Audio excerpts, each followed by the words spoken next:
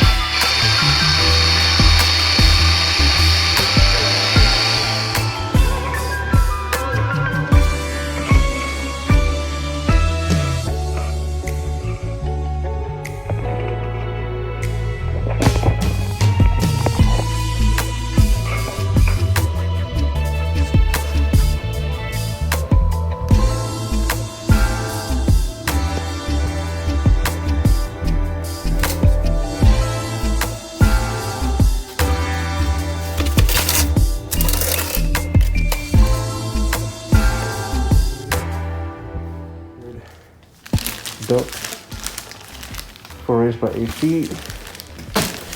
Some at Home Depot. And then the vent hood, 4-inch. Standard stuff. Don't forget to pick up your clamps if you don't have any.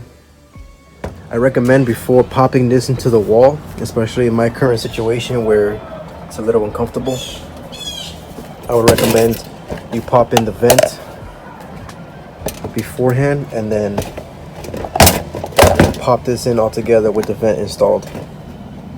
Be like the vent in, pop it the hole, push it through.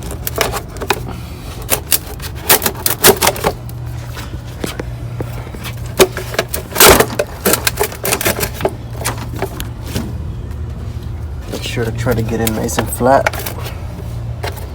Once you do so, in my case, I'm gonna put some Tapcons to kind of secure it to the wall. And that's that. I'm using a 3/16 bit.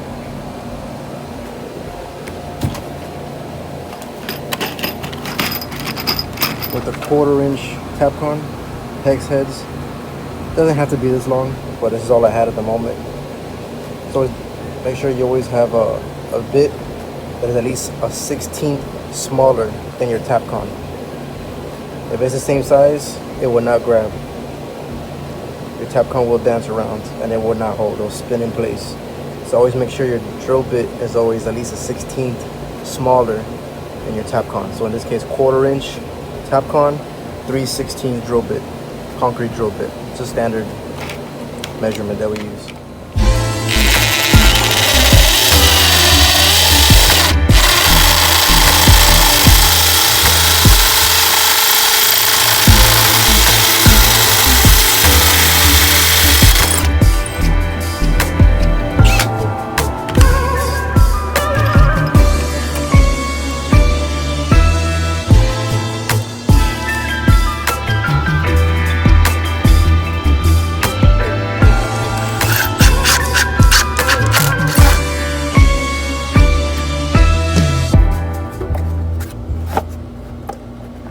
Pretty good. It's not going nowhere. You do that for all 4 corners and you're good to go. Also, don't forget, after installing your vent, you have to put some caulking around it to seal it. I got this. Might be easier for you guys if you don't have a caulking gun. You can just kind of squeeze it around and then clean it with your finger. But I recommend that you do seal it around. Don't just leave it like that. Picked this up at Home Depot. Brings 2 clamps. Something pretty standard, a little easy to use.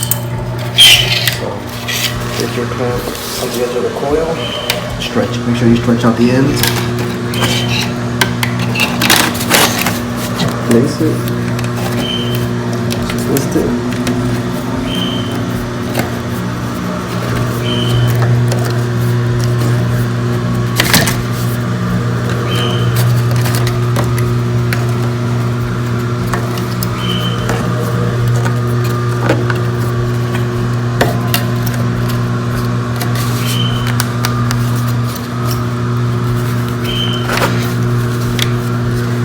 You can fill up that gap with caulking or some Durabond. I bought some 5-minute mud to kind of pack it in to prevent critters and stuff from getting in. That's pretty much it. Just pop this here for now. Hook it into your dryer. The client isn't ready to move their dryer, so that's pretty much it. Thanks for watching, guys.